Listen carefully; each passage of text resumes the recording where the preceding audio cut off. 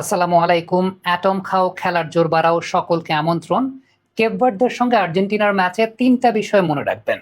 ১ নম্বর, penalty এরিয়ার বাইরে থেকে বা ডি বক্সের বাইরে থেকে মেসির গোল করার সম্ভাবনাটা অনেক বেশি এবং তিনি যদি গোল না করেন আমি আসলে ব্যক্তিগতভাবে খুব অবাক হব। ২ নম্বর বিষয়টা হচ্ছে রদ্রিগো দি পলের ভূমিকাটা এই ম্যাচে খুবই গুরুত্বপূর্ণ হতে যাচ্ছে।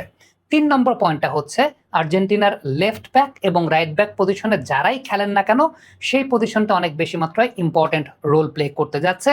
সেটা যেই খেলেন না কেন আমার ব্যক্তিগত প্রেফারেন্স অনুযায়ী আসলে লেফট ব্যাকের যে পজিশনটা সেই পজিশনটায় মেদিনার খেলা উচিত। হি পারফর্মড ওয়েল। রাইট ব্যাকে সেটা মলিনা বা মন্টিয়েল যে কেউই খেলতে পারেন। এখন পুরোপুরি ব্যাখ্যা করতে চাচ্ছি কেন আমি এই কথাটা বলছি। কেপ ভার্দের যে playing pattern against big teams আমরা যদি বলি তাদের ফরমেশনটা 4-1-4-1 এই ফরমেশনে তারা খেলে থাকে এবং এই জায়গাটা খুব ইম্পর্টেন্ট একটা ব্যাপার হচ্ছে যে প্রত্যেকে কিন্তু বিহাইন্ড দ্য বল এবং প্রত্যেকটা ফুটবলার নিজেদের মধ্যে ভেরি মাচ প্যাকড ইনসাইড। আপনি এই মুহূর্তে যে ফুটেজগুলো দেখতে পাচ্ছেন সেই ফুটেজগুলোতেই কিন্তু খুব ভালো মতো বিষয়টা উল্লেখযোগ্য, সেটা হচ্ছে প্রত্যেকেই বলের পেছনে এবং they are very much well packed inside.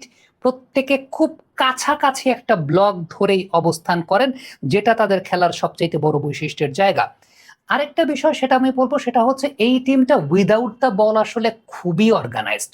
Without the ball তারা খুবই অর্গানাইজড। আপনি যদি চিন্তা করে দেখেন গ্রুপ স্টেজে একটা বিষয় কিন্তু খুব ভালো দেখা গেছে যে very high level of defensive commitment এবং সেই জায়গাটাতে কনসেন্ট্রেশনটা তারা খুব ধরে রাখেন। স্পেনের এগেনস্টে আমরা যদি চিন্তা করি একটা মাত্র ফাউল তারা কনসিড করেছেন। এটাই খুব বড় একটা পরিসংখ্যানের জায়গা যে আলটিমেটলি তারা এই জায়গাটা কতটা স্ট্রং এবং ম্যাক্সিমাম নাম্বার অফ অকেশনস আপনি খেয়াল করে দেখবেন যে রাইট সাইড বা লেফট সাইড উইংটা তারা অনেক বেশি মাত্রায় ছেড়ে দিয়ে রাখে। তারা একটা সেন্ট্রাল ব্লক তৈরি করার চেষ্টা করে এবং যখনই মাঝখান থেকে কেউ রান নেন ওই যে রাইট ব্যাক পজিশনের যে প্লেয়ারটা থাকেন ধরে ফেলেন, মানে মার্কিংটা তাদের এত বেশি মাত্রায় জোরালো থাকে বা মার্কিংটা এত বেশি মাত্রায় তারা আসলে প্রগাঢ়ভাবে রাখেন। এটা একটা খুব গুরুত্বপূর্ণ বিষয়। ৩ নম্বর যে জিনিসটা বলবো এখানে ২টা বিষয় বলবো যে তারা আসলে ভালো কোন জায়গাটাতে এবং খারাপ কোন জায়গাটাতে। তারা ইনার লেনটাকে ক্লোজড অফ করে ফেলেন। আপনি যদি ইনার লেনটা চিন্তা করে দেখেন, যেটা আমি এই মুহূর্তে আপনাদেরকে মার্ক করে দেখাচ্ছি, এই জায়গাটা তারা পুরোপুরি ক্লোজড অফ করে ফেলেন। এই লেনটাকে তারা পুরোপুরি ক্লোজড অফ রাখেন। স্পেন বা উরুগুয়ে তারা কিন্তু সেই জায়গাটাতে ওই রকম ভাবে প্রভাব বিস্তার করতে পারেন নাই। তবে একটা বিষয় বলবো সেটা হচ্ছে তারা প্রেস করেন না, তাদের ডিফেন্ড আসলে খুবই লো। আমার ব্যক্তিগত মত অনুযায়ী আর্জেন্টিনার এগেনস্টে তাদের গোল খাওয়ার কথা, কারণ আবারও বলি তারা ফাইনাল চার্জে যান না, তারা প্রেসিং করেন না, তাদের ডিফেন্সটা আসলে খুবই লো। মানে তারা ডিফেন্ড করেন না বিষয়টা এরকম, কিন্তু তারা একটা ব্লক ধরে রাখেন এবং ওই ব্লকের পজিশনটার কারণে আলটিমেটলি সেকেন্ড বলটা তারা ম্যাক্সিমাম নাম্বার অফ ওকেশনস আসলে উইন করেন। আমার যেটা মনে হয় যে বিকজ অফ দেয়ার সলিডিটি তারা আসলে গোলটা কনসিড করেন না, কিন্তু তাদের গোলটা কনসিড করার আসলে কথা। এবার আরেকটা বিষয় নিয়ে কথা বলবো, ক্রসের এগেইনস্টে তারা অনেক ভালনারেবল। এটা খুব অবাক করা একটা বিষয়। কেপ ভার্দে আমরা চিন্তা করতে পারি যে লম্বা প্লেয়ার যেহেতু আছেন না, ডিফেন্সিভ সলিডিটি আছে, ক্রসের এগেইনস্টে ভালো হওয়ার কথা বা এয়ার বল এরিয়াল ডুয়েলে ভালো হওয়ার কথা, কিন্তু ক্রসের এগেইনস্টে তাদেরকে প্রায় মিস করতে দেখা গেছে, মিস জাজমেন্ট করতে দেখা গেছে। দিস ইজ ওয়্যার আমি বলবো যে Rodrigo de Paul is very much important. দি পলের ক্রসিং এই জায়গাটায় যদি ফিনিশিং দেওয়ার মতো প্লেয়ার আর্জেন্টিনায় ওখানে থাকেন, লাউতারো মার্টিনেজ বলি, আলভারেজ বলি বা যেই বলি, অথবা লিওনেল মেসি যদি উপরের দিকে ওই সময়টা উঠে যান ক্রসের ওই পার্টিকুলার সময়টাতে, এমনিতে আপনি চিন্তা করতে পারেন যে আর্জেন্টিনা হয়তো বা ক্রসিং এ খেলবে না, আর্জেন্টিনা হয়তো বা কাটব্যাকে খেলবে, সেই জায়গাটা আমি পরে আসছি। বাট এই ম্যাচে ক্রসিংটাও একটা গুরুত্বপূর্ণ ভূমিকা হতে পারে।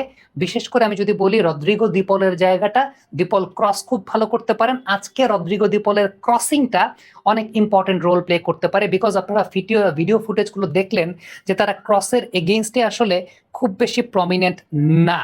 এখন তারা আসলে অ্যাটাকের সময় কি করে, ডেফিনেটলি একটা প্রশংসার জায়গা করতে হবে যে কেপ ভার্দে অ্যাটাকের সময় খুব তাড়াতাড়ি অ্যাটাকে উঠতে পছন্দ করে। স্পিডটা যেহেতু আছে, ওয়ান টাচ টু টাচে তারা অ্যাটাকে উঠতে পছন্দ করে এবং সেখানে তারা ফিনিশিংও দিতে পছন্দ করে।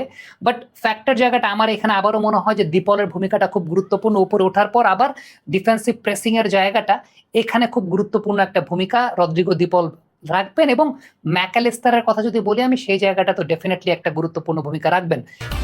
যেখানেই অন্যায় অনিয়ম সেখানেই চলুক প্রতিবাদ। অ্যাটম খাও, চাপার জোর বাড়াও। আমরা জানি যে আর্জেন্টিনা টিমে রোমেরো ব্যাক করছেন, সো সবকিছু মিলিয়ে খুব বেশি প্রভাব কেপ ভার্দে যে বিস্তার করতে পারবে বলে মনে হয় না। তবে দে আর ভেরি ডেঞ্জারাস যখন তারা আসলে উইথ দ্য বল ওপরে ওঠার চেষ্টা করে, এই সময়টা খুব কুইক ট্রানজিশন নিতে পারে। এটা খুব আন্ডাররেটেড এই বিশ্বকাপে কেপ ভার্দের খেলার ক্ষেত্রে। সো আলটিমেটলি তাদের এই বিষয়টা খুব ইম্পর্টেন্ট যে খুব তাড়াতাড়ি তারা এই কাজটা করতে পারে। এবারে এই টাইপের টিমের এগেইনস্টে আর্জেন্টিনার স্ট্র্যাটেজির জায়গাগুলো কিভাবে, আমি বললাম যে মেসির পেনাল্টি এরিয়ার বাইরের কিক, ডেফিনেটলি আপনি দেখছেন যে তাদের যেরকম লো ব্লকে তারা রাখে, সো আলটিমেটলি মেসির পেনাল্টি এরিয়ার বাইরে থেকে কিক নেওয়াটাই অনেক বেশি মাত্রায় সেখানে বোঝা যায় যে তিনি সেটাই করতে চাইবেন বা সেটাই করবেন। ইনফ্যাক্ট নিচের দিকে নেমে ডিফেন্ডারদেরকে তার দিকে ড্র্যাগিং তো করবেনই, সেই সঙ্গে তাকে কমপ্লিমেন্ট করার মতো প্লেয়ারেরও তো আসলে এই টিমটাতে অভাব নাই, সো তাকে কমপ্লিমেন্ট অনেকে করবেন। মেসির থ্রু বল অনেক ইম্পর্টেন্ট হবে, চিপ অনেক ইম্পর্টেন্ট হবে, যেটা আমি বলছিলাম যে ক্রসের কথা, ডিপলের ক্রসটা তো ইম্পর্টেন্ট, মেসির চিপ অনেক বেশি মাত্রায় ইম্পর্টেন্ট হবে এই ম্যাচটাতে, যেগুলো তিনি আসলে পেনাল্টির ভেতরে তিনি চিপ করবেন। আর আমি লেফট ব্যাক রাইট ব্যাকের কথা এই কারণে বলেছি, কারণটা হচ্ছে কাটব্যাক খুব ইম্পর্টেন্ট হবে এই ম্যাচটাতে। কারণ যেহেতু আপনি কেপ ভার্দের খেলা দেখবেন অনেক বেশি মাত্রা সেন্ট্রাল ব্লকে তারা খেলার চেষ্টা করে, মাঠটাকে খুব বেশি বড় করে না। সো এক পাশ থেকে মেদিনা আর এক পাশ থেকে মলিনা বা মন্টিয়াল যেই থাকুক না কেন, যেই খেলুক না কেন, আসলে কে খেলবে সেটা তো আমরা জানি না, তাদের ওভারল্যাপ করে ওপরে উঠতে হবে এবং তারা ওভারল্যাপ করে উপরে উঠবেন। কাটব্যাকটা খুব ইম্পর্টেন্ট। এইখানে দীপলের ভূমিকাটা আমি আবার বলছি, রাইট সাইডের রাইট ব্যাকের যে ডিফেন্ডার থাকবেন তার ভূমিকাটা থাকবে আসলে ডিপলকে কমপ্লিমেন্ট করার জন্য। কারণ রাইট ব্যাকের যেই প্লেয়ারটা থাকবেন তাকে আসলে একটু ইনভার্টেড রোলটাও প্লে করে ভেতরের দিকে ঢুকতে হবে, যাতে ডিপল আসলে ওইখানে জায়গাটা পান, সুযোগটা পান। এবং আমার মনে হয় আর্জেন্টিনা এই প্যাটার্নেই খেলবে।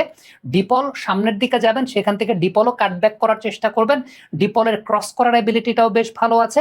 সো আলটিমেটলি এই ম্যাচটাতে আমার কাছে এটা ব্যক্তিগতভাবে মনে হয় যে মেসি, ডিপল এবং তার যে দুই লেফট উইং এবং রাইট উইং, মানে ব্যাক, লেফট ব্যাক এবং রাইট ব্যাক পজিশনের প্লেয়ার যারা আছেন, যারা ওভারল্যাপ করে উঠবেন, তাদের ভূমিকাটা খুব ইম্পর্টেন্ট। এবং রাইট ব্যাক পজিশনে যেই খেলেন না কেন, তিনি আসলে কাট ইন করে ভেতরের দিকেও ঢুকবেন, যাতে ডিপলের জন্য একটা জায়গা ক্রিয়েট হয়।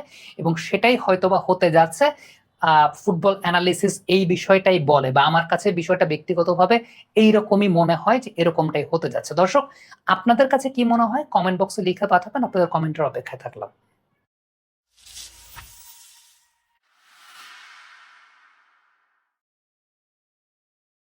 যে দুই লেফট উইং এবং রাইট উইং, মানে ব্যাক, লেফট ব্যাক এবং রাইট ব্যাক পজিশনের প্লেয়ার যারা আছেন, যারা ওভারল্যাপ করে উঠবেন, তাদের ভূমিকাটা খুব ইম্পর্টেন্ট। এবং রাইট ব্যাক পজিশনে যেই খেলেন না কেন, তিনি আসলে কাট ইন করে ভেতরের দিকেও ঢুকবেন, যাতে ডিপলের জন্য একটা জায়গা ক্রিয়েট হয়।